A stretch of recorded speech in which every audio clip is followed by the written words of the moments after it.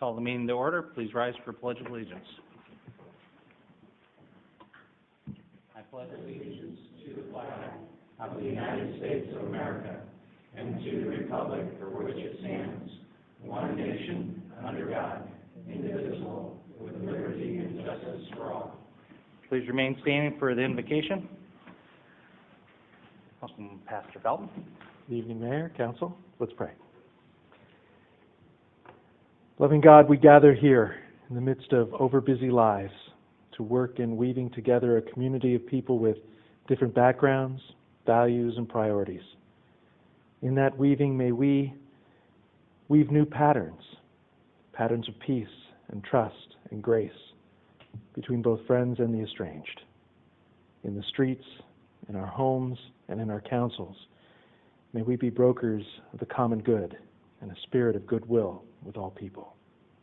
In the season of holidays, may all of us come to discover the resources both within us and beyond us to support one another in coping with life, embracing the present, and thinking creatively about our future together. In the name of the Spirit, too great to be called by only one name. Amen. Amen. Thank you. Pastor Felton's from United Methodist Church, the Fountains here in Fountain Hills. Thank you very much. Roll call, please. Mayor Schlum? Here. Councilmember Cantino? Here. Councilmember Dickey? Here. Councilmember Leger? Here. Councilmember Hanson? Here. Councilmember Elke? Here. And Vice Mayor Brown is absent. Good. Thanks very much. Start off with appearance from some great folks in our community, talking about the Fountain Hills Cultural and Civic Association's art donations, the Art Docent Program, and Save Our Sculptures. Please welcome Sandy Thompson, Jerry Miles, Linda Kavanaugh, and Jackie Miles. Thanks for coming out. Come on up. I'll mark with the intro. Was mine not good enough? Oh, I guess I'm not reading my notes. Call on Mark, the mayor. Mayor Schlum, yours was just fine. Much better than mine, I'm sure. Oh, no. I do want to just make a couple of opening comments before I turn it over to Sandy. As you know, we've been involved now for several years in a public art program. I just want to recognize the fact that it's, again, a partnership, a public and private partnership that's working extremely well. Ultimately, the citizens of Fountain Hills and those that visit are the ultimate beneficiaries of all those efforts. We obviously couldn't do it without them. They'd have a difficult time doing it without our help. So we kind of get involved, as you know, towards the end of the program. As they bring the art pieces forward, you, of course, have the consideration on acceptance of the piece and the placement. But there's another piece of those puzzles, or a couple pieces, that I want to just touch on briefly and recognize a couple of members of the community services staff that are also involved to make this whole thing work. It involves not only placement of the pieces, but from the town's perspective, after the piece is placed, also the ongoing maintenance of the piece. And as the Public Art Committee shared with me, that really involves two different things. One is the maintenance that we do as far as a volunteer program called the SOS, Save Our Sculptures program, which is designed to do the weekly, monthly kinds of upkeep that required from bird droppings and dust and those kinds of things that are a part of anything you place outdoors. And then just as importantly, twice a year we have an artisan come in who has the skill and the knowledge to not only take the wax that he has applied previously off of a particular piece, but reapply new wax such as you would do on a vehicle, as well as repair any blemishes that might have occurred, repair any scratches to the piece, so that we can preserve that piece, not unlike an expensive car or anything like that. But obviously the prices that we have on a public art piece exceed most vehicles. So it is worthy of protection, and we're certainly trying to do that. I want to recognize, first of all, Kathy Worrell from our staff. If you could please stand, Kathy. She's involved and has taken over the responsibility from me for the Docent-led art walks. Again, volunteer-driven. We could not do it without volunteers, so I want to recognize that.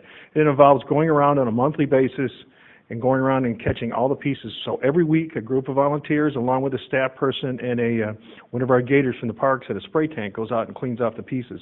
It gets the easy-to-remove stuff off, relatively easy to remove, I should say, and makes the pieces look nice on a weekly and monthly basis.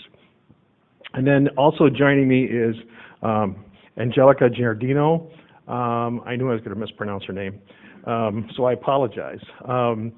She's involved in doing the SOS program, and Kathy is involved in the Docent Led Art Walk. So the two of them combined really cover all the bases between the volunteers and making sure that that effort is going forward. So with that, I know there are a number of other folks who want to make some comments. We could not do it, obviously, without them. So let me first turn it over to Sandy Thompson, who I believe is still the president of the Public Art Committee? Chair, excuse me. We call her. I just, you know. Welcome, Your Sandy. cultural skills are very good. Council members, Mayor Schlum, thank you very much for letting us speak tonight about public art. As you know, our Public Art Committee is under the Fountain Hills Cultural and Civic Association. And in 1995, the Public Art Committee was formed. Our first chair was Michael Cleary, who I believe under his reign, he had the townspeople painting garbage cans in the park, which was, I think, quite an undertaking at that time, and I understand it was quite done quite well, but they all rusted out eventually, so they went by the wayside. Since then, we've had chairs of Dr. Vincent Russo, John Beidler, Jackie Miles, Paul Colwaite, and myself. In 1997, under Mayor Miles, a town resolution was passed regarding art in public places to put the FHCCA as the official representative to the town. So since then, we have been trying to come up with a lot of public art that is both pleasing to the eye as well as to a whole realm of different viewpoints. So first of all, we're going to make this fast, so I'm not going to talk a lot. The earliest pieces in town were of course, the town fountains all over Fountain Hills, and of course the main fountain, which thank you very much for putting that up to 560 feet yesterday. I saw it, looked great. And it was also on the webcam, which is nice. Good job. And the piece on Shea Boulevard, which was called, or is called, A Walkway Through Time by Michael Anderson. And a lot of people don't really see that one up there on Shea, so we have to talk about it every now and then to make sure people walk through the walkway through time. But for our modern efforts, this is where it began, with The Good Book, which is up there. That piece was a work by artist Mark Lundeen, and it was purchased by the Library Association in 2001.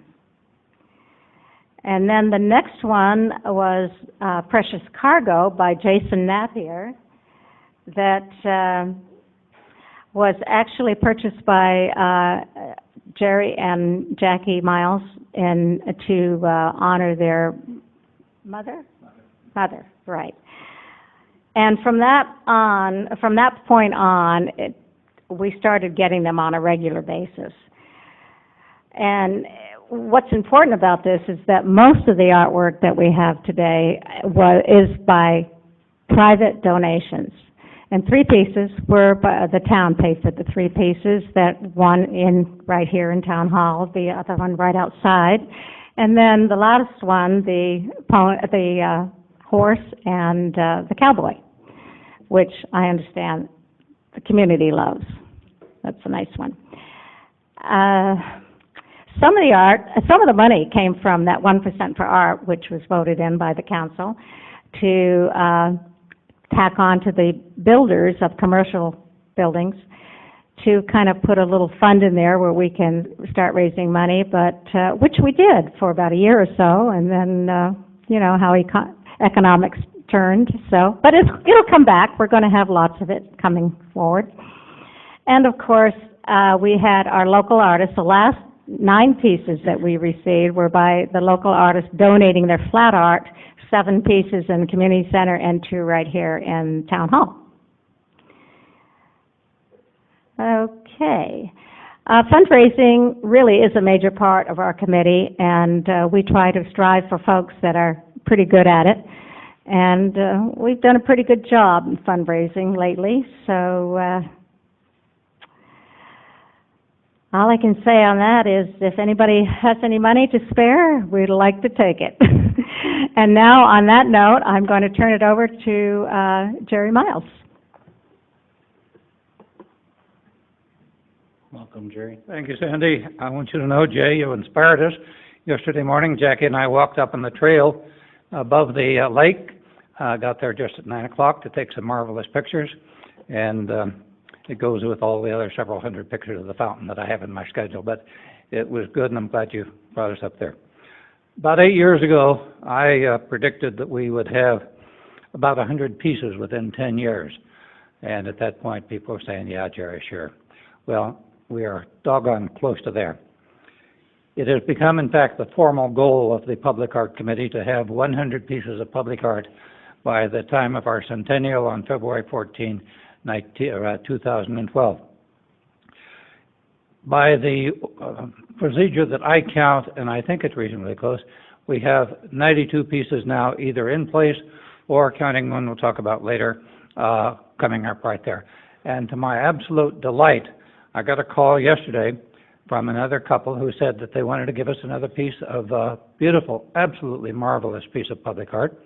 Talking to Mark Mayer, we'll try to bring that before you at the second meeting in January. But it's a fabulous piece, and Sandy has been polling the Public Art Committee, and everybody says it's absolutely great.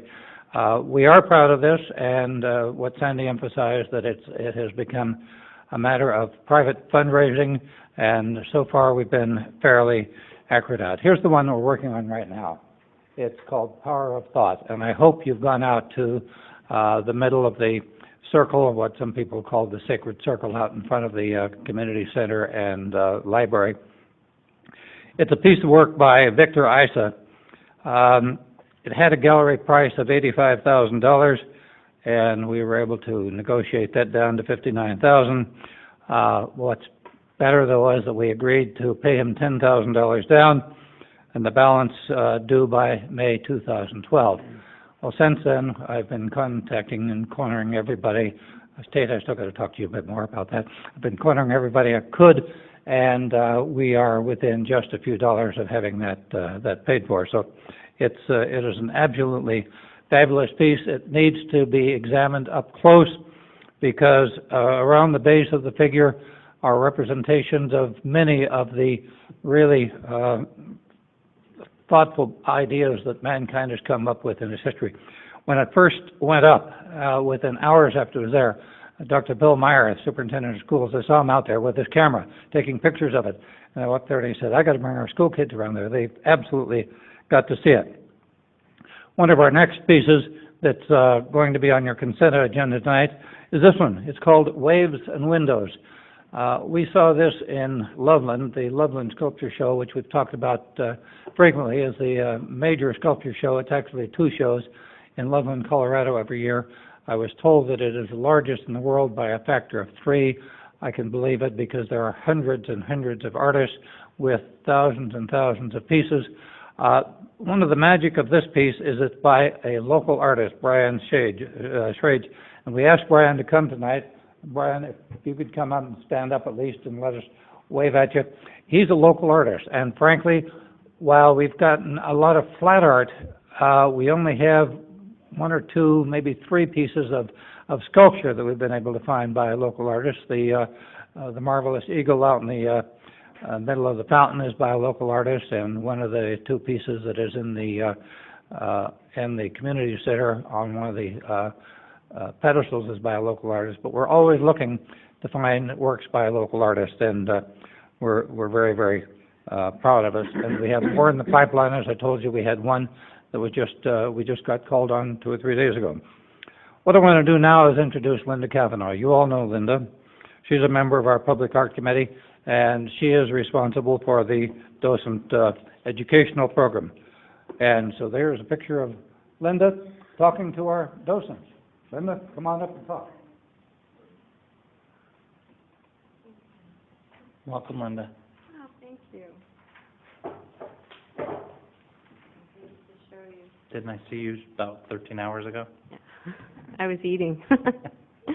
Well, I was asked to come to explain about how I created the docent-guided art walk, and I only have a couple minutes, so I wrote it down, and I hope you don't mind if I read it. My vision for the art walk started when I joined public art, and Jerry told me to go out and familiarize myself with the art that was already in place.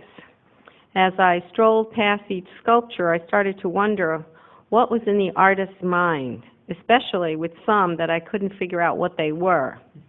I'm still convinced that there's one out there that's upside down. This started me on a year-long quest to contact every artist and ask one simple question: what were you thinking when you created this piece? The answers really surprised me, and a few make me look at the pieces with tears in my eyes now that I know. Take a look at the bureaus outside Bashas'. Did you know that they were originally created by the artist for cancer survivors, because each survivor needs a friend to lean on? Did you know that the Ring of Peace was created by the artist after Matthew Shepard was brutally murdered just because he was gay? These are just some of the amazing stories that are told when people take our docent-guided art walk.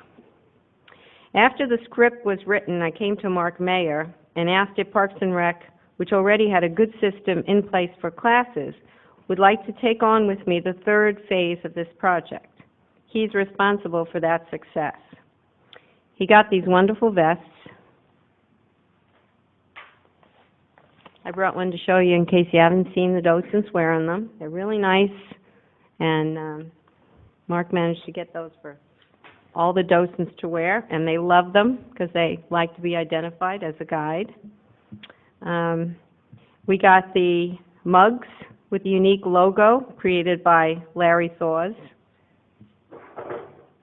And here's one of the mugs, and we're very proud to have all three logos on the mug.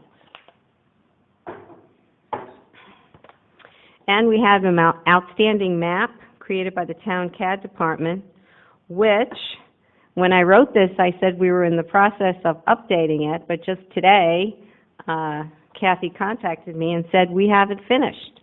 And she raced off a few copies for me, and we have some new script, and we've got pictures on it now, and we've updated the inside, so it's really a lot better than it was. And I have to give some congratulations to Brian Hughes, because he came up with some good ideas on this and helped me put together this new map. So I want to thank Brian Hughes for that. Mark also brought in Heather Ware, volunteer extraordinaire, who immediately proceeded to gather the most energetic group of volunteers.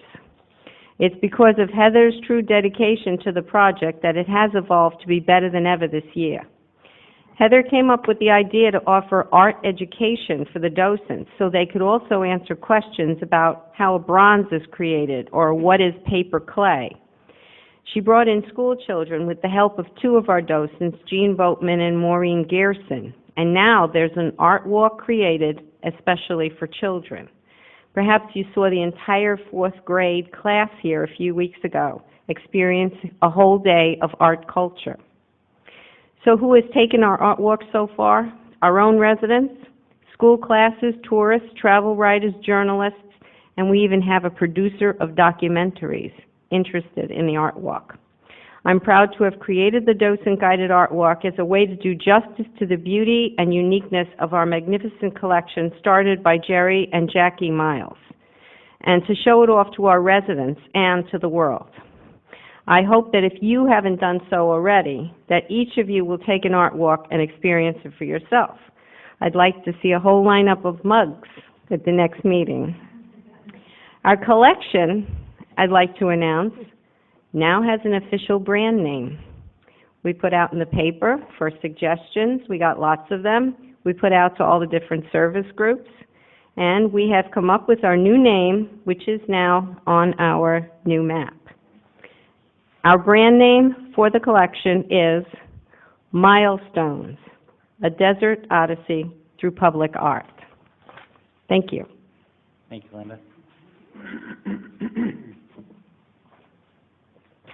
Finally, I want to introduce Jackie, because she's the one who really started all this when she and Evelyn Bredding founded the Arts Council in 1994. Through several mergers and name changes, the Civic Association and the Arts Council have become the Fountain Hills Cultural and Civic Association, which is the umbrella group for many, many of our local art associations. Jackie wants to spend a few moments telling you about the need to maintain these works and how we're doing that. Jackie? Welcome, Jackie. Thank you. Thank you, Mary Schlum and Town Council members. When we started thinking about having a public art collection, we were told by artists and by other communities, you've got to consider maintenance. And so it finally, in the last couple of years, we've been doing this. We found a sculptor named Joe Lindsay who lives in Santa Fe, New Mexico. But he comes twice a year to this area to do maintenance and deep cleaning and waxing of the sculptures for the Mayo Clinic and other Scottsdale art collections. So through our town council, we have a contract with him, and he comes twice a year, and Mark Mayer told you how he goes about cleaning and maintaining things. But in between, when the birds fly over and the dust comes with the wind, we need to have things cleaned up on a regular basis. And in 2009, we had a local resident named Dan Whalen come to me and said he had enrolled in a course, and his assignment was to create a volunteer visionary project. So he decided to do an SOS project, Save Our Sculptures, because he wanted the townspeople to be more involved and take an ownership and be more appreciative and aware of what we had. He came to me and said, could you give me some suggestions? So I gave him some organizational suggestions, and then I asked Heather Ware if she could come up with some volunteers to carry out this program, and of course she did a fabulous job for that. She currently has 14 volunteers of all ages. She said one of her favorites is a 12-year-old boy who's working on his bar mitzvah, and he needs service credits, and he's always there to sub or do whatever. Then I went to Mark Mayer and said, how are we going to do this? Where are we going to get the water and so forth? And so he was very, very helpful. And so this is the process that we're using now. Every Saturday morning at 8 o'clock, except for the 5th Saturday of the month, there are teams of 2 or 3 people and a part-time staff member. And the art collection is divided up into 4 parts. So one part is done each Saturday. And Heather has assigned the same volunteers to the same course each time so that they become familiar with the sculptures and can report any damage and become really take an ownership in that. So they go out with the staff member in the gator. The staff member drives the gator. It has a tank of water in it and a hose. And the staff member sprays down the sculpture, and then the volunteers use a brush if necessary, and otherwise just use cloths that are supplied by the town to dry it off and polish it up. And they do the plaques as well as the sculptures. Then they have a sheet to fill out at the end to report if there's any damage or any maintenance necessary. This whole process takes under an hour. So this has been going on a regular basis, even through the summer, and we have one of our docents who loves the sculpture so that she's also on this maintenance team, this SOS team. I just want to thank the town council for hiring the the deep cleaning done, because that's really what keeps it up to snuff. And I guess Joe Lindsay will be here next week. That's my understanding. Let's see. I wanted to thank Mark Mayer for providing the means by which we can accomplish this project, and also Heather for organizing this. And I did want to thank Dan Whalen for his vision in creating this kind of a project. Thank you very much. Thank you, Jackie.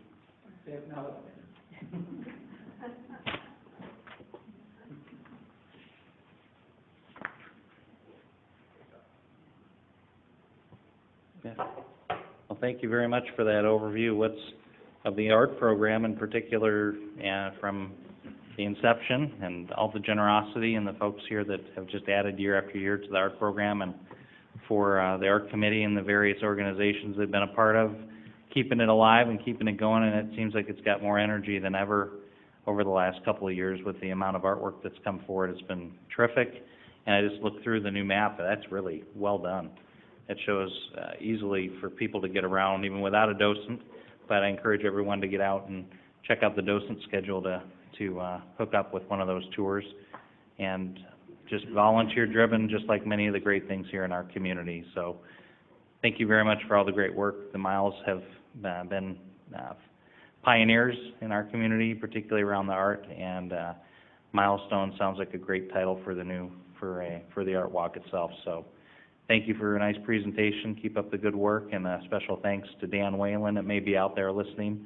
I know he's not here tonight and hasn't been getting out and about as much, but we think of him and thank him for the idea of keeping the sculptures in good shape and getting the SOS program together. So thank you for coming out and educating us on where we've been and where we're going, and how we're maintaining our beautiful public art here in Fountain Hills. Thank you.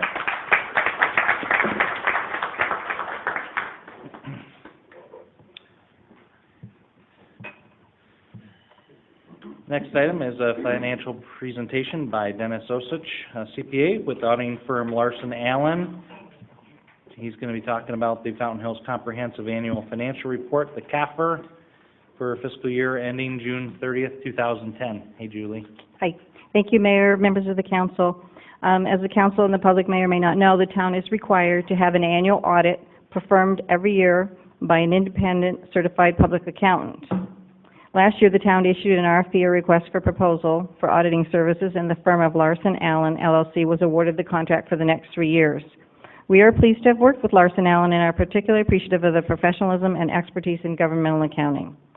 Supplemental information was provided or distributed to the council with the annual financial report, and that is required material prepared by the auditors. It is not actually part of the CAFR. These reports are not part of the annual report, but are still required to be prepared and submitted to the town council.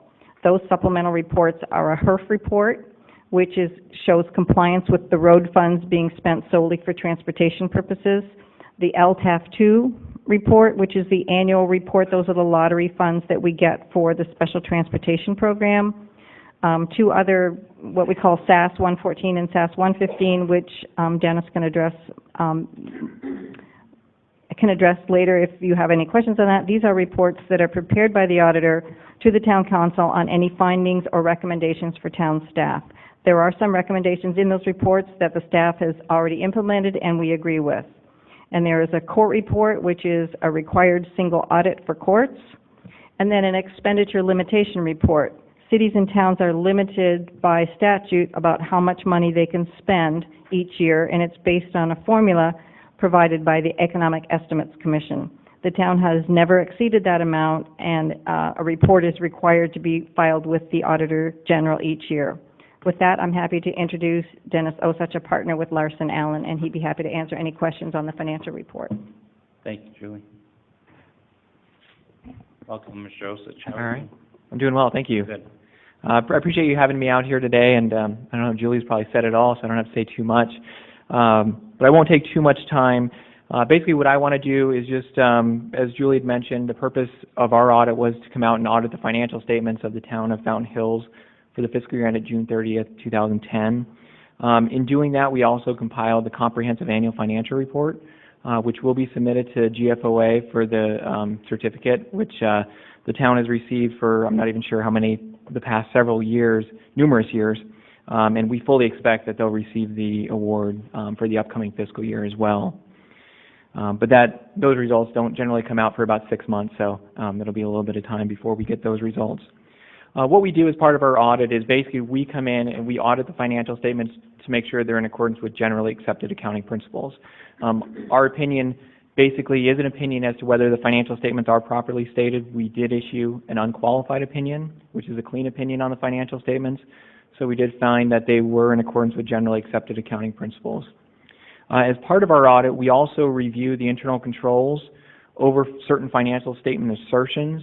We don't give an opinion on internal controls, but as Julie mentioned, we issue what's called a SAS 115 report, and basically what that is, that's a report of any deficiencies that we noted in internal controls over those financial statement assertions, and we did have some findings that we did report over those financial statement assertions, which is in the reports that are presented to you, and I'd be happy to answer any questions when I'm done that you have related to any of those findings that we did have.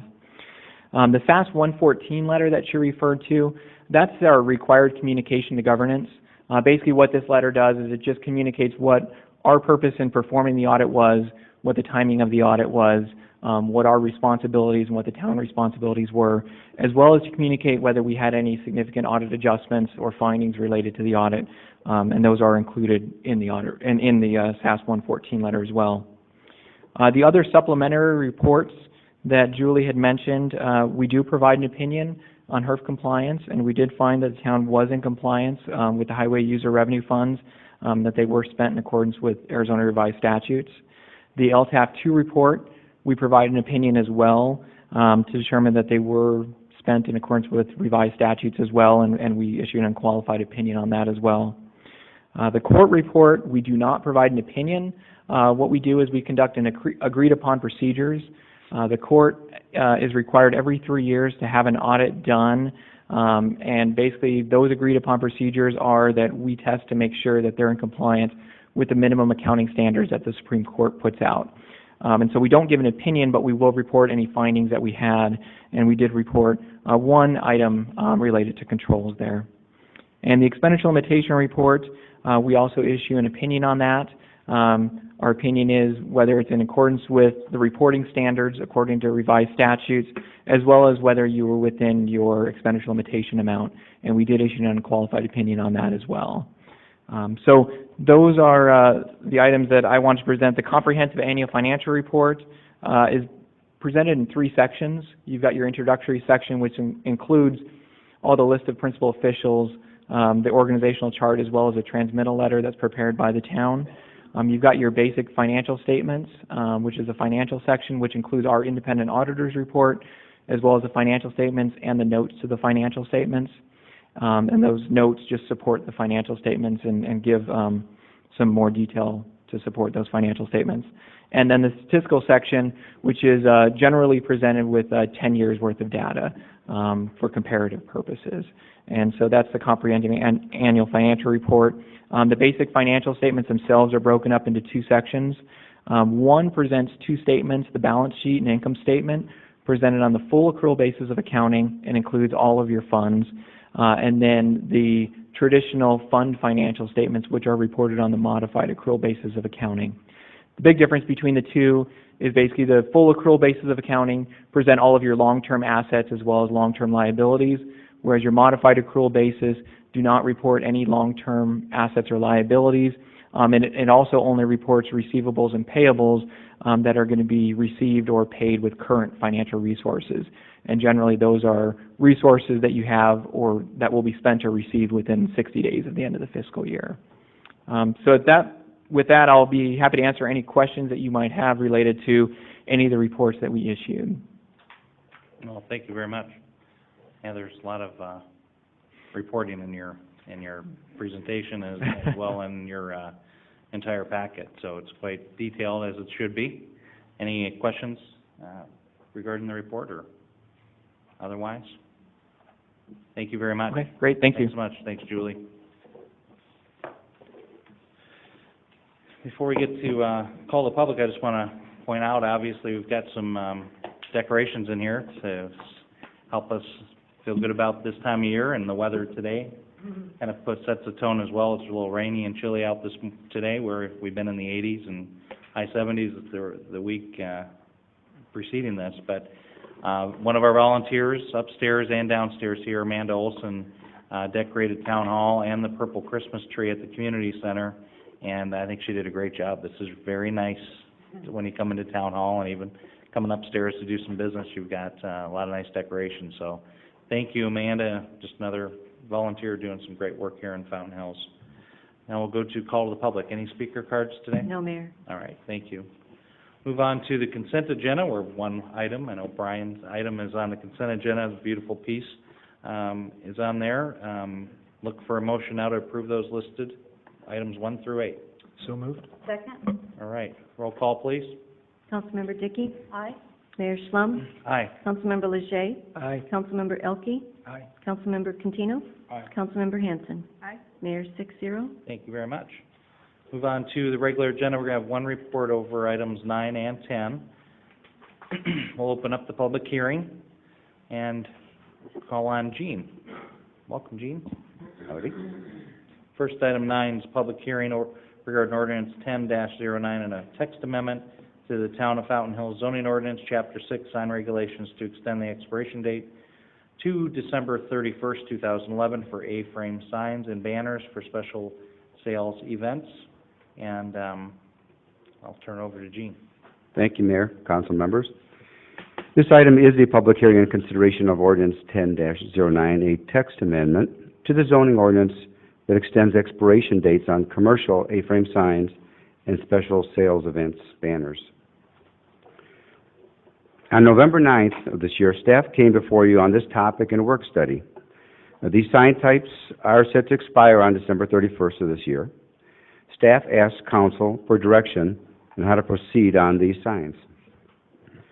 Council asked that we initiate a change to the ordinance to extend their usage until December 31st, 2011, and to continue issuing permits for 2011 for A-frame signs. The proposed changes are minor, just changing the expiration year in 2 places of Section 6.08 of the zoning ordinance. You have in your packet the ordinance 10-09 that specifies these changes. The Planning and Zoning Commission reviewed these changes last week and voted 7-0 to recommend that the Town Council approve these text amendments to the zoning ordinance.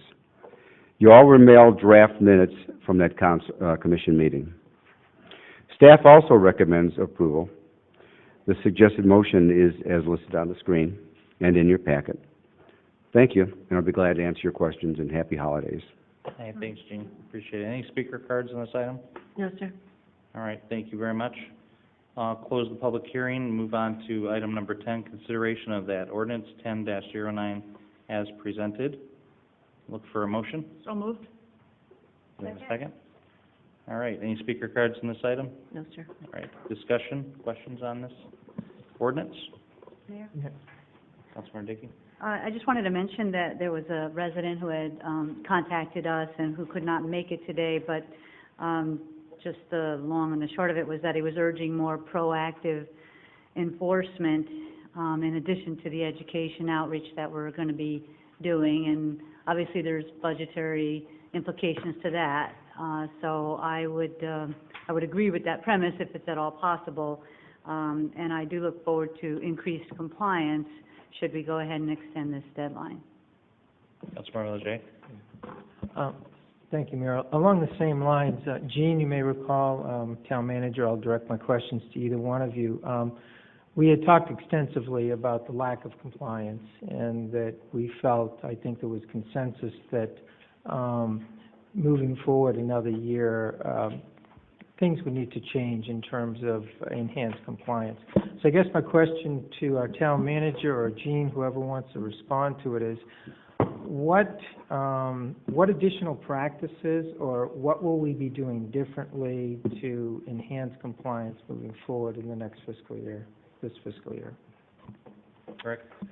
Mayor and Council, some of the things that are strategies that we discussed recently was the collection of signs that are left out after business hours overnight, provide an opportunity upon return of the signs to educate those who had violated the code. We certainly will be very cognizant of those signs that are obstructing public right-of-ways also. I remember that was also a primary concern and follow the same kind of practice. Beyond that, we'll reach out to merchants associations and investigate a possibility of working with the Chamber to acquaint vendors and merchants with the particular specifics of our code. We also have a committee and a group that will be working again to revisit the entire sign ordinance and offer some suggestions, proposal for any future modifications to it that may actually in and of themselves enhance compliance. Thank you, Rick. Thank you, Mayor. Thank you. Councilmember. Thank you. Dave. Yeah, and I think it's important, and I appreciate the steps that you have planned, Rick, as far as reaching out to the Chamber and other business organizations. And I think it's important that those businesses and certainly the Chamber recognize that if they're looking for, as we've heard, to some extent, a loosening of the restrictions on signs, we need to see that they can comply with the fairly liberal rules that are in place right now. So that it's extremely important that the Chamber and the business organizations and the business owners do get in compliance and speak with Gene if there are any questions, because to not be in compliance and then ask for further loosening of the restrictions really would be a bit of a problem, I think. Thank you. Thank you. Thank you very much. Thanks, Gene. Thank you. We have no speaker cards on this item. We got a motion and a second.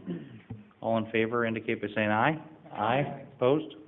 Mayor, 6-0. Thank you. Item 11, discussion and consideration of adopting the draft council goals for fiscal year 11 and 12. Rick. Thank you, Mayor and Council. Originally on October 28th, the Council convened for a goal-setting retreat. This was followed by another meeting on November 30th, further discuss goals and initiatives. And then on December 12th, or 14th, 2 days ago, we have further discussion on goals and initiatives for the next year. What we have been able to do is to tie proposed initiatives and goals to the strategic directives outlined in the town's 5-year strategic plan. We've made corrections along the way, additions and modifications as per the feedback we've received from you, and we have coded those accordingly inside the document that's in front of you, and would be eager to hear of any other feedback or suggestions, modifications, or additions you have at this time. And if this is in a presentable form, look for an adoption of the goals and initiatives for fiscal year 2011-2012. Thank you very much. Do you have any speaker cards on this item? No, sir. All right. Look for a motion to adopt the draft council goals, or are we calling these our council goals, or are these still our? Council goals, yes. Council goals now, thank you. Look for a motion to adopt the council goals for fiscal year 11-12. So moved. And a second? All right. All right, and we got a second, so, discussion on these items. We went over these, as far as changes reflected from two nights ago, Rick, are they those additional changes? They are in bright pink. Thank you. Appreciate it. Well, let's go. We did a good job 2 days ago going through it, step by step, so let's just do that so we don't miss anything. And obviously, these come from our strategic plan as our base, which is, obviously was a great volunteer-led effort that was reached out to a great number of folks in our community to help us understand where we're looking to go. And then also we did some great things with the Chamber of Commerce and the business community and others around our vision plan, which are also folded into here. So and these also really are to guide us starting fiscal year 11-12, so not till July of next year.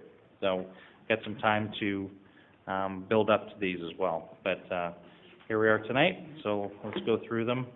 If anyone wants to address items prior to the tables, let me know. Those are just summaries, but then we can get into the table as we did the other night. First section is civility, and there's some pink there, so it indicates something we discussed on Tuesday and added in there about partnerships and funding options, which was obviously a number that was higher than most of us were expecting, I think, but not expected to be completely funded by the town. Any further information on that one, Rick? Not at this time. We will be eager to participate in whatever way that we physically can. We have preliminarily set a number there, as you can see from the CIP, that would allow us to participate. But we do need to continue to develop that partnership and clarify our role in that project.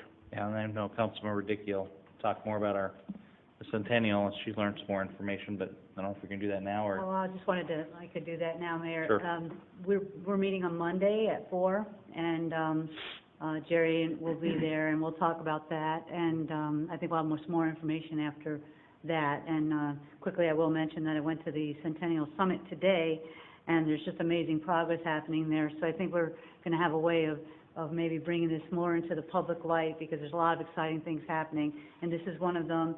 And but again, just specific to this investigating the partnerships, that will definitely be happening, and a good first step is going to be on Monday. Good. Thank you. Councilmember Leger.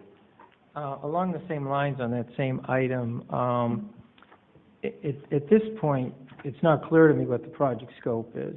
As I stated, I've attended the Arts Council meetings, and I think they have some expectations, which I thought were reasonable. However, we haven't defined what those are in our plan here, and we have a number of $125,000. If we're going to move to adopt this particular plan with that number in it, what I'd like to do is add some verbiage to the second column there, where it says, it's in pink, we added some stuff from our last meeting which says investigate possible partnerships and funding options. I think that was an excellent addition. I'd like to suggest that we do something around project scope. So if I was to suggest any verbiage, it would simply say, identify project scope as well as investigate possible partnerships, so forth and so on. I think it's really important that we do that on the front end of the project, so we don't get down the road and, you know, there's different expectations, and there's a lot of excitement out there. And I think what the plan that's been proposed to me is a very exciting plan. But I think before we move forward, we really do need to identify the scope, and it sounds like Councilwoman Dickey perhaps will be doing that or getting close to doing that, possibly in the meeting on Monday. So that would be my recommendation at this time. Thank you, Mayor. Good. Everyone comfortable with that addition? All right. I'm not certain we need to make an amendment to our goal, but just at the end. this are we all right just chatting about this, and we'll make note of it. Good. Thank you. Anything further? No. Okay. Anything more on the civility section? Mayor, Yes, Councilmember Hanson. on page 5, under C3, Mm-hmm. when we talk about expanding the web-based feedback instruments, and Yes. we talk about using our existing email lists of people that have participated in programs, I'd like to consider advertising, maybe in the paper and on our website and newsletter, to solicit public that might not have participated and their names aren't on the current email list, to submit their emails if they want to participate. So, you know, to let them know that the surveys are going on. Good, good. Anyone have issue with that? I think we do want to continue to add to that, as well as email addresses you change, so we want to encourage people to make sure we get that. May I ask a question? Does that pertain to the item we discussed the other day, Wallace Cassidy, about having a virtual kind of open house or open survey? This was just to make sure that that if there's anybody out there that would like to participate in the surveys that you're going to be doing on the website, Oh, okay. that they have the opportunity to say, please Okay. put my name on the list, All because right. I would like to participate as well. That's right, that's what we did talk about. Good, good. Good idea. Thank you. All right, environmental sustainability section. Talked about that quite a bit Tuesday.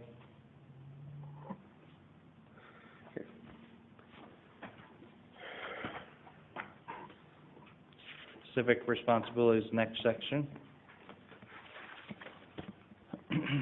Look over the pink sections in particular here before we move on.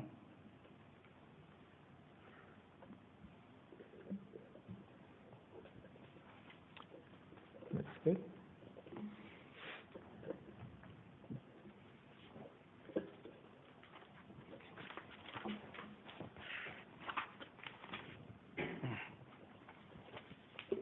I think we captured what we discussed. Mayor, Yes. on page 9, and this has to do with developing the calendar to showcase the town. Rick, who would be doing that? Who would take that on? Mayor and council, the actual technical composition of that website would probably be taken care of by, I would imagine, Mike Chickarone, who also did our municipal website. But to actually work on the calendar, because it says to showcase the town, partner, and regional activities. There would probably be participation from various departments as they submit that information, and that would have to be composed and then placed in the calendar. Probably look at, if we provide that, we can either provide the means for departments to do that themselves, upload information, or we can give that to Mike and allow him to assist us with that. Well, we added a statement, it's in pink, that the town would coordinate with BVAC to avoid overlapping the efforts. Yes. But BVAC doesn't do the calendar. It's actually the Chamber Tourism website that does that calendar. Mm-hmm. And that's why I was suggesting a joint work study with a coalition of Chamber, Tourism, BVAC, and any other stakeholders to discuss and brainstorm all the areas identified at the last meeting, including the calendar, the public virtual art tour, the branding marketing, the website to promote tourism, and even some of the economic initiatives like business retention. And there was a good example in the paper of including local resources, and they've been doing this up in Carefree over the last 6 months. And it kind of goes along with what Henry was talking about the other last Tuesday regarding businesses participating in marketing efforts. In Carefree, last summer, a business association was formed to try and find ways to aid suffering businesses. They came up with the Carefree Business Association's marketing campaign that includes a media blitz and a social media campaign to attract day trippers, tourists, residents, and people with disposable income. They are pooling the efforts of the new business association, the established Chamber of Commerce, and the town with the goal of helping the merchants, service business people, and town professionals. And I think it's important to meet with all the stakeholders on these 5 areas identified before moving forward on the specific initiatives. A collective community effort could impact the requirements made of staff. We're having a summit in January with neighboring communities to share ideas and explore shared opportunities. It seems like we would take that opportunity to have a local summit to do the very same thing. It could very well result in saving the town money. For that reason, I think we need to take a bit more time to explore other ways we can pursue some of these goals as a community coalition instead of just the town. And that being said, I would move to table this item until such time that a stakeholder summit could take place. Thank you, Councilmember Hanson. I think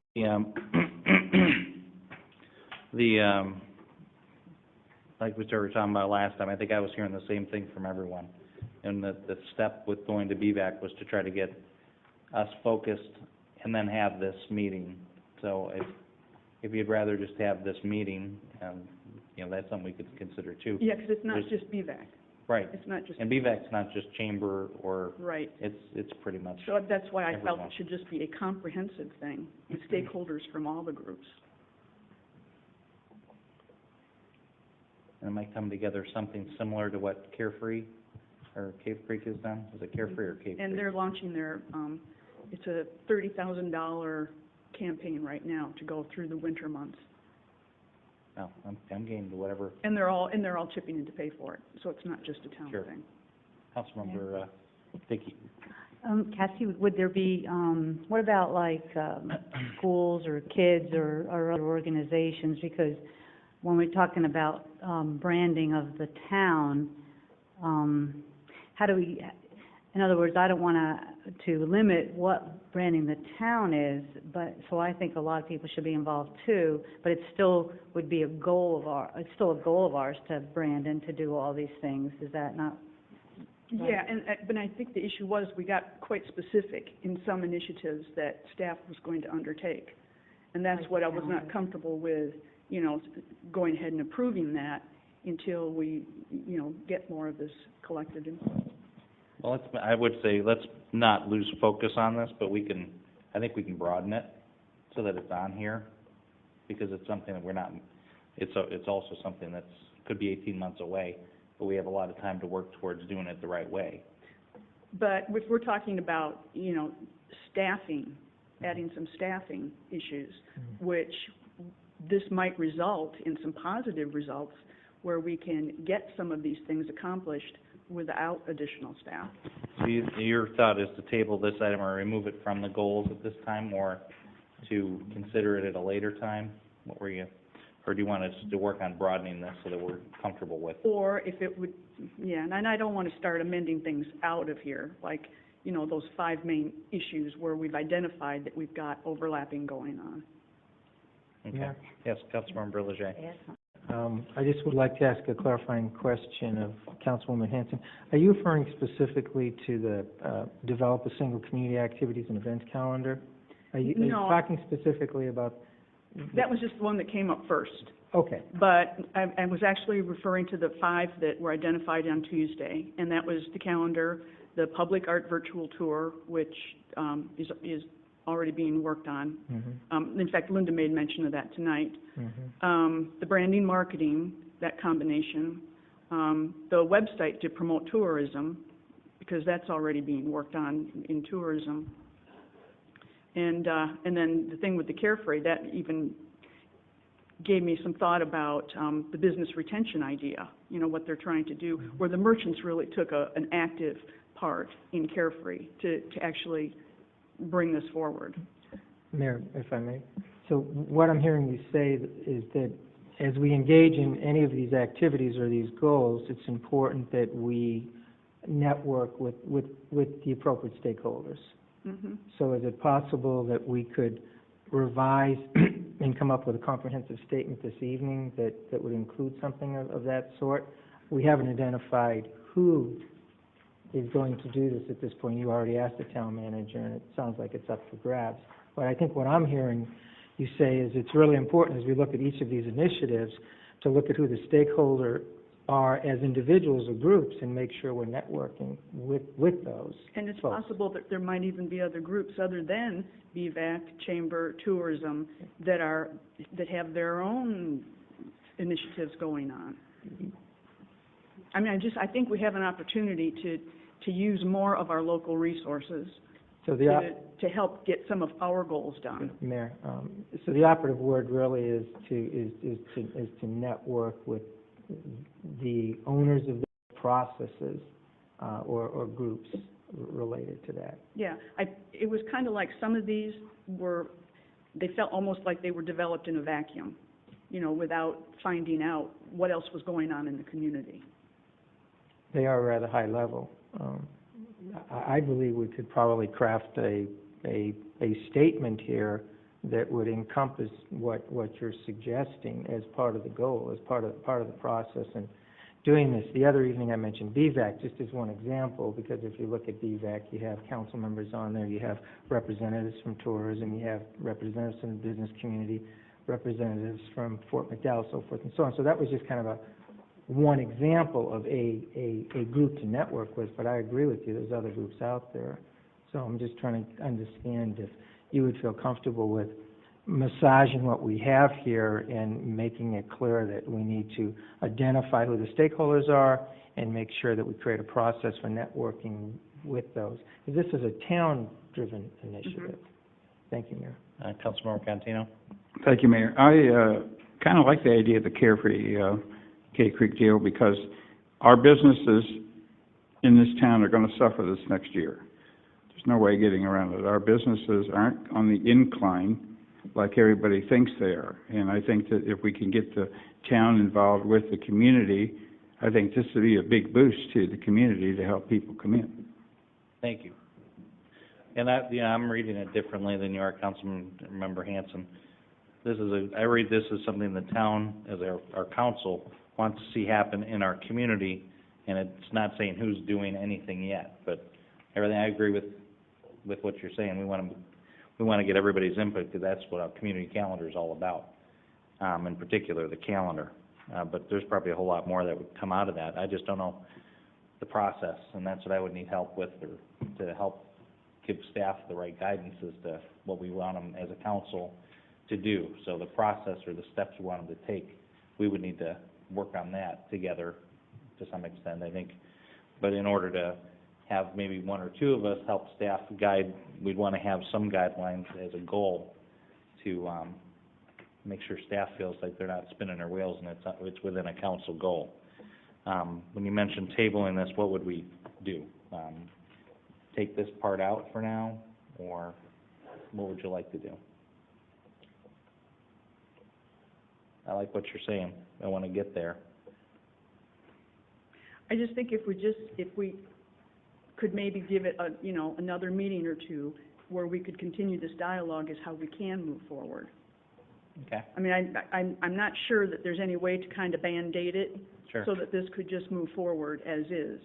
I think that would end up being more confusing. So we could maybe amend it, work with council and our community partners and others in the community as we revise and move forward on this goal. I mean, the calendar, the tour, branding, tourism. What were you going to add, Councilmember Dickey? Well, Mayor, I just wanted to ask if the idea of gathering information from more places stops us from actually having that still as a goal, though. Like, let's just take the calendar. Do you think something's going to happen that would be something we didn't want to do anymore? In other words, I'd like to keep the goal. I don't want to necessarily table the idea of the goal, but the idea of maybe just taking feedback out of there and just saying coordinated with stakeholders. And the same with the branding. I mean, we're looking at a town brand. I don't want to remove that goal because it's really important. And how can we keep that in there with you being comfortable that we'll get enough input, that we'll get the kind of product that we want? If there's a way to do that, I would prefer that than to remove those as goals, because these were goals that we, as a council, came up with, end goals. How we get there, I think almost with all of these, is going to kind of develop as we work on them.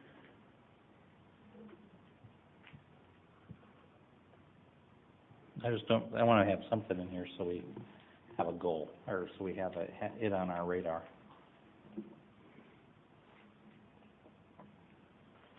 And we could add collaborate and partner to develop at the very beginning. Why would we start doing something that another group is already doing? I mean, especially the We're thing not about... doing it. I think, I'm sorry, what I read in here is us working with other folks. That's the entire idea, was to work with other organizations. Maybe we just need to point that portion out in here, because it's not about us doing it. If we were to do it, our IT gentleman would have, Mike would have a lot of, more work to do. But, Yeah, but see, that's what the Go Fountain is. That's another whole separate website for the community calendar. Could be. If we could, we may not be the towns, but we titled it something. Maybe there's just too much detail in here. They might just feel like we're putting ourselves into a corner, but we don't know what corner we want to be in yet. So That's yeah, yes, yeah, that is very true. I think what you're Because saying. some of these are very specific. I think what you're saying is, I think I hear agreement on everything you're saying. All right, so let's add a word here that allows us to be maintained as a goal, but allows us to figure out who's going to be involved, and right now we don't have any dollar amount associated with it either, so it's just something that we can move forward towards over the next 18 months to end up with a central community calendar of sorts that's a collaborative effort with partners in our community. Coordinate with community. Yeah, so Or what about coming up with something in that would be included in the motion that these particular areas would not really move forward until some sort of a collaborative effort took place within the community. and we're not going to build anything yet, right? Good. That's good. Unless there's something that we have to do, Rick, or is there anything urgent that, I think these items that fits within what I've heard you talk about, is working with the chamber, and the council talked about on Tuesday night. Mayor? Yep. Councilor Maralki? Thank you. And I think it's important too, that we have a lot of, I think you don't agree, we have a lot of great ideas that we'd like to see happen. But I think it's important that we take it step by step, and before embarking on the Go Fountain idea, and embarking on these other ideas, that we decide what the town's brand's going to be, what it is that we're going to put out there. Certainly we can collaborate with the chamber, BVAC, other organizations, to make sure we don't have a competing brand and that we're working together, but it is the town's brand. And so we need to make sure that we're putting something out there. Now, the chamber may have one thing that's similar and perhaps complements the town's and vice versa, but it is the town's brand, and I think it's important that we don't lose sight of that. Now, certainly we want to hear from all the stakeholders and get all that information in, but I think it's important that I think it's just real easy to kind of get bogged down with so many different things that you want to accomplish, and you're not accomplishing anything. And I just want to make sure that we're, Rick, and I know you have a good handle on this far, but to make sure that we're going about this very pragmatically. And before you're embarking on these programs, we want to have a brand so that that's labeling all the programs, or the Go Fountain and that sort of thing. So I just think it's important that we address that, and I agree with Council Member Hanson as far as getting that feedback, and then from the town standpoint, and then developing our brand from there. Thank you. Councilmember Contino? Yes. How often can we come back to every so many months to see and evaluate what we're doing? In other words, we don't want to lose track of what we're talking about. Right. That's why I want to have a process set up, but at first we want to, my thought was BVAC is one organization where people come together to do things in a coordinated, collaborative way, but it certainly doesn't include everyone like you mentioned. But it's at least a place to start to formulate a process that might include more people, or would include more people. Particularly, I just think the calendar in particular, to make sure everyone in our community and outside of the community is aware of all the opportunities here. Councilmember Leger? Just trying to take all this in, it sounds to me that we're pretty much in agreement with these goals to a certain extent, and the deliverables and the expected outcome. What's questionable, and perhaps it's not appropriate at this time, is the process. So maybe along the lines of the motion that Councilwoman Hanson was mentioning, is that the town manager or whomever puts together a process for moving these initiatives forward.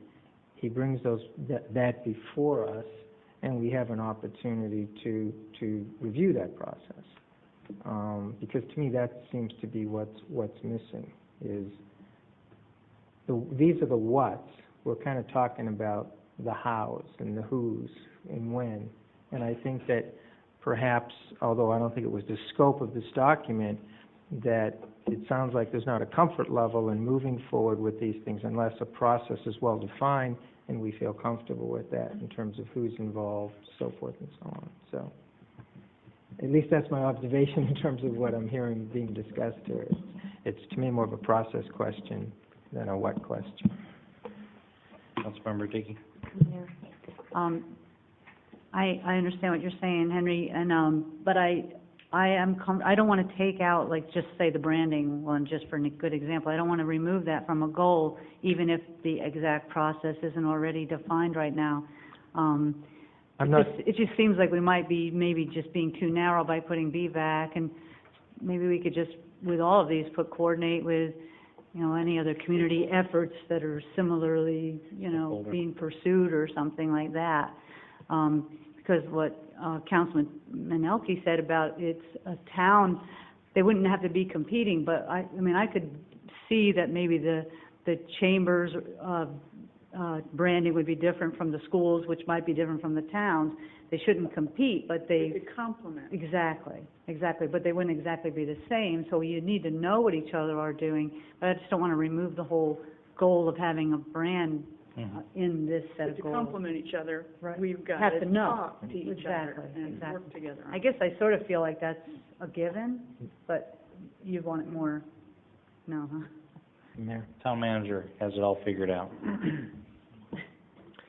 May I suggest then verbiage change, the last sentence, strike the word cooperate, that was not supposed to be there, but coordinate with other community efforts and stakeholder groups to avoid overlapping efforts on the community calendar and complement other community efforts.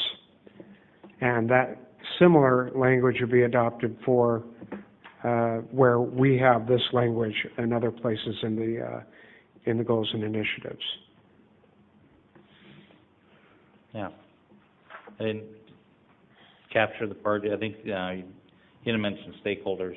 I don't remember what you had said. It was in place of BVAC potentially. That's correct, no Did you BVAC. just put community partners or? Yeah, other community efforts and stakeholder groups. Okay, okay. And just even, to talk to that process piece, the staff, could work to develop a process toward doing these things and ultimately present to council for implementation, or an update, because if it's not a town, it ends up not being a town thing, it'd be more of an update to council. Councilmember Cantino. Thank you, Mayor. I like the way it's going, and I think that what we ought to do is get a copy of what Councilwoman Hanson's, what she was reading off tonight about everybody, so we can stay agendized on that and make sure we stay on the same line.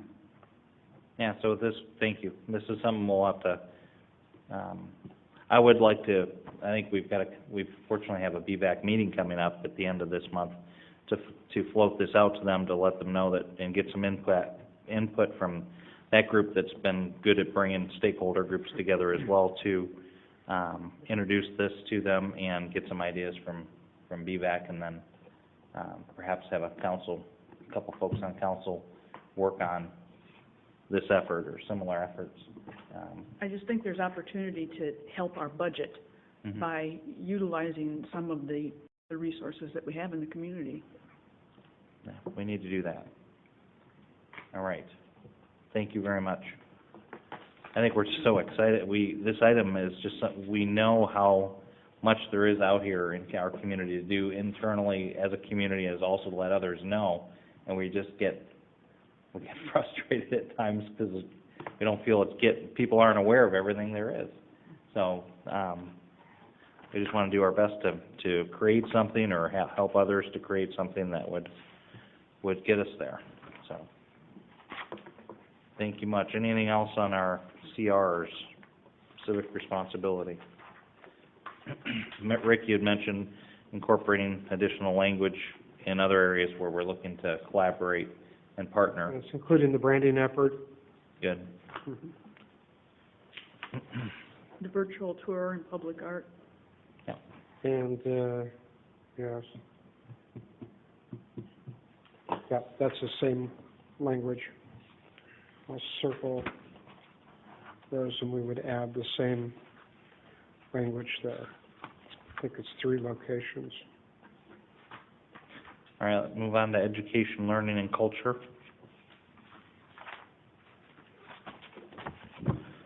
That's where we'll include language about collaborating with our community partners and stakeholders. Down on ELC 4, and get increased external awareness.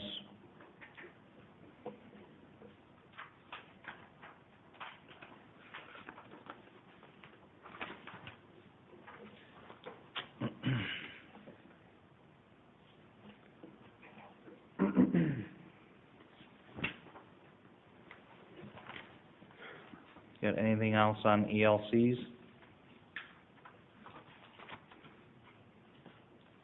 All right. We spent some time last time on the next one, economic vitality, the EVs. That's also where the language you thought up, Rick, would fit into a few areas here regarding the brand. We do have some great talent here in town that will help a great deal with that element.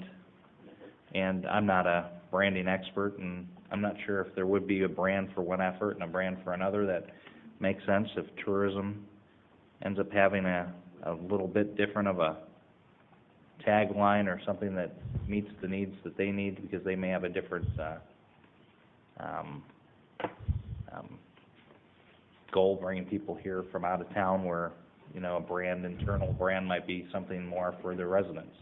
So I don't know enough about that type of thing, but it sounds like we have interest as a council to work on branding. That's what I do here. Councilmember Elke? Yeah, along that line, Mayor, may be kind of interesting. I mean, we're overlooking to some extent all of our residents out there, any suggestions that they may have as far as branding is concerned. You know, whether it be a slogan or some ideas, you know, I'd encourage them to email the mayor, council, and the town manager with any suggestions. And there's, you know, a lot of talent out there that we don't know about. So I think that'd be a great idea. I think a lot of the work the strategic plan folks did in a lot of the back pages that you go to, where they ask the folks, why do you live here, why do you love it, and those type of things could be utilized or in brainstorming a brand. Rick, did you have something to add? We just remember as we go through this process that a branding strategy is always preceded by a crystal clear idea of what we want to have happen. And that needs to precede everything. From there, we determine how our current brand either aids or hinders our ability to get to that point. Mm-hmm. Our brand exists. We're not going to create a brand. The branding that we will pursue will be based on what we want to change, modify, or strengthen about that brand, so that we can achieve those objectives that you identified in the beginning. Community branding strategies also can be very, very different from chamber or tourism strategies. It may be the same, and we certainly can pursue synergies if we see that there's some overlap there. But you may have, as we investigate a branding strategy, objectives that are very uniquely community-oriented and centered, that certainly should complement and not hinder other branding strategies also. And the more closely they are coordinated, the better the branding strategy, for sure. You don't want competing messages out there. So. Thanks. All right, so for economic vitality, anything we want to alter as far as the wording on these items? We talked quite a bit about EV4 on Tuesday night. Those items have some big dollar amounts that ultimately will get a great deal more discussion. We're certainly not budgeting tonight for these items. If we're adding additional personnel, we'll have a great deal of conversation about that. This is for your information only, not as a budget proposal. Yeah. Yeah. And this would be another area, though, too, on the business retention, kind of like the Carefree example.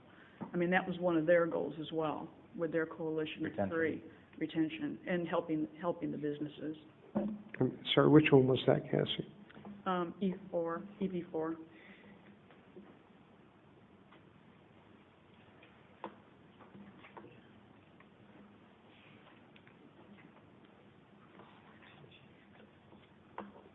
I think a lot of us, I've heard a lot of the council talk and others about the success of actually being out in front of different groups, talking about our community and giving information rather than focusing on understanding what we have, rather take the information we do have and get out in front of more folks and introduce them to the opportunities we have here. I think there's been some good examples of that having occurred primarily by Lori, and it seems like the results are quite positive, and the things we learn from talking to those groups give us good insights as to some other things to highlight or work on ourselves. But we can also leverage our community partners to help us with particularly the retention piece.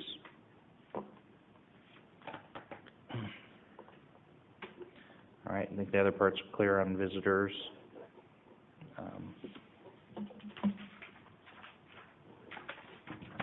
Around EV6, Rick, we talked about the tools that the town has, and in light of our downtown vision plan, some things that we have. We always have our eye on the vision plan and helping to bring that alive, and what can the town do. Obviously, you could throw a bunch of money at things and try to make things happen before the economy turns around. I don't think that, we don't have the ability, we don't have the money to do that, nor maybe really interest in considering that. But what we do have are some tools, as we did with the TCCD overlay of the south side, we can consider and maybe consider adding language in EV6 to look at beyond incentives or abatements, look at zoning considerations that might spur on or prepare us for making the vision plan, or prepare us for the vision plan coming to life as the economy turns around or improves. Mayor? Yes, Councilmember Just Hanson. going back to EV5, the recommendation to have an alternative additional website that may be utilized to promote tourism. That's one that would definitely need the additional language. Did you hear that, Rick, on EV5? More of the partnering before we go do something ourselves, right? Since Councilmember tourism is Hanson. already doing it. Yeah. Yeah, that's reference to the previous website. All right, good. Same website.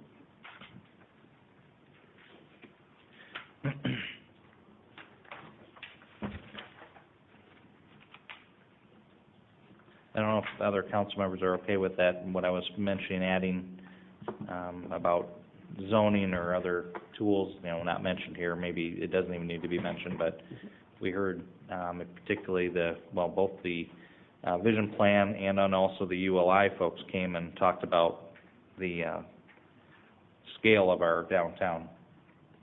And if we expect that to build out as it is today, just with more of the same, it's not likely going to happen. So if nothing changing, nothing changes. So we want to help things along there. Councilmember Dickey? Is that okay then, that green language about it being return driven? It might be a little more vague when it comes to zoning changes, but I mean, I'm fine with what you want to do. That was really in reference to Any incentives? Yeah. Yeah, that's still fine. All right, anything else on the EVs? Mayor, Councilmember Leger? I would agree with your observation, and I think, loud and clear, that's one of the few tools we do have in terms of incentives. There is something in there that talks about continuing to review codes and identify opportunities under EV4, so that maybe we just need to expand on that idea to include zoning and ordinances in addition to just codes, because codes typically refers to building codes, and ordinances and zoning is slightly different. So I think that is a priority, and it's actually one of the few tools we're going to find at the end of the day we have out there. So right. I'm in agreement with what you had to say. And speaking of EVs, I want to go back to EV4 for just a minute there. I think part of our conversation that there was a discomfort level with last time was the mention of additional staffing, and I understand that will be something that we'll pursue during the budgeting discussion. The budget committee will look at that. I'm just wondering if we just want to add a comment on here that talks about evaluating possible staffing needs, just to get that in there, because I know going up on a couple other ones we've had comments like that where we're talking about monitoring staff needs and evaluating the need for additional staff. That would give me a better comfort level if that language was in this plan, because that was dropped on us last time that it may require additional staff. So we need to assess that. For example, if we look at all these goals and there's a determination that we need additional staff, but we also determine we don't have the funds available for additional staff, then that means we'd have to go back to the drawing board and reprioritize some of these ambitious goals that we have in there. So that would be just a recommendation. Comment on staff. Rick, I see your head nodding there, so are we kind of tracking on that? Thank you, Mayor.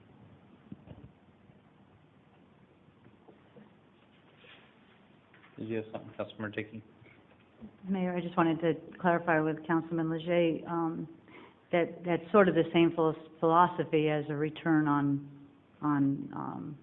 the investment or the expense. If there's something to show for that, or if it will lead to something that will bring in more business or something like that. Yeah, I'm just using different language. I'm saying evaluate the need for additional staff. And in your evaluation, you're going to look at your ROI, I would expect. But I just think it's important to get that in there, because these are some large numbers, and it's relatively vague, and I know we need to work the hows out, but I just think it's important to yeah, we're basically saying the same thing. Thank you, Mayor. Councilmember Hanson. Well, and follow up, Henry made the good point Tuesday about the timing of this. And with the economy the way it is, you could maybe throw lots of money at it and it wouldn't make any difference right now. Right.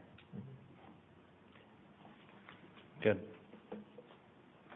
All right, thank you. Recreational opportunities and amenities.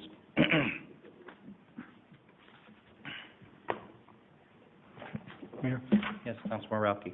Where's the Where's the pool? I think that's another couple of years. So we have community partners. There's a big puddle on the We're waiting for our road. community partners to bring it forward, perhaps. I thought it was at Councilman Elke's place.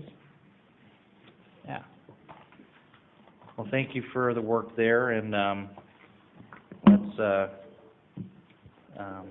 consider adopting these draft, or what were draft goals now we've worked on for fiscal year 11-12. Can we get a motion to adopt them as we've altered them? So moved. Thank you. And a second? Oh, we did do a motion and a second, you're right. And discussion, I'm sorry. You have a third. All right. We have a motion and a second. It was a motion as adopted, so I think it's a new motion, isn't it? Because it was a motion to accept, and we've made some Okay, changes, so a motion is... the original withdrawal. All right, can we have the original withdrawal? Who had the first there? I think it was these two. Councilmember Dickey. Yes. Okay. Do you withdraw your Yep. initial motion? Okay, thank you. We need Henry, Councilman Leger, to remove his second, original second. In the spirit of the season, I withdraw. All right. So we have a new motion from Councilmember Ralke. Yeah, move to adopt the council goals for fiscal year 2011 and 12 as amended and discussed here this evening. Thank you. And a second? All right, all in favor indicate by saying aye. Aye. Opposed? Mayor, 6-0. Thank you very much. And item 12, council discussion direction to town manager. Nothing on there tonight. 13, summary of the council request and report on recent activities by the town manager. Anything, Rick? I've said enough. Thank you. Any, some additional thoughts or well wishes as we conclude tonight? Councilmember Dickey? Well, I do wish everyone well. Just a couple of activities in addition to the summit today. The mayor and I went to the Rural Metro 60th legacy celebration, and that was attended by Boys and Girls Club, and they had a lot of the vehicles out, and it was a very good event. And then the other day, I went to the Arizona Chamber of Commerce and Industry to learn about that the metro area is going to be one of 4 launch markets in the U.S. for advanced LTE wireless broadband network, and that it's relevant to public safety and to economic development. So I'll touch base with both of those areas of our community about that, but that was very interesting too. Good, thank you very much. We're very delighted to Rural Metro, who provides staffing for our fine firefighters in town and has for years. They had a neat partnership that you alluded to with the Boys and Girls Club of Greater Scottsdale, which we have a branch here in Fountain Hills. Rural Metro is now going to service the vehicles. I think there's numerous, tens of vehicles that the Boys and Girls Club has. They're going to service them at their maintenance facility in Mesa, so it'll save the Boys and Girls Club some costs. So some more great partnerships to improve our community and the Greater Scottsdale area. But I wish everyone a Merry Christmas and Happy New Year before we get back together in the new year. Here's the town council. Thanks for a great year, working hard together to get through very tough times, and thank the staff for getting us through a very challenging year once again and preparing us for a good year next year as well. And just encourage everyone to continue working hard and have from now until the new year, enjoy family and come on down to the community center and take part in some of the community activities, and including some caroling and luminaries and the trains in the community center, and looking at the purple tree. It is really cool. But I wish to thank everyone. Anyone else wish to share anything? Yeah, Merry Christmas, Happy New Year to everyone, to council, staff. Thank you for welcoming me up on the dais this year. I really appreciate it, and Merry Christmas to all our residents out there. Thank you. Great, thank you very much. I'll second that. Hey, all right. All right, look for... No, you will? No, I said we. Oh. I'll look for a motion. Motion to adjourn. Adjourn, there you are. How about a second? Second. All in favor, indicate by saying aye. Aye, thank you very much.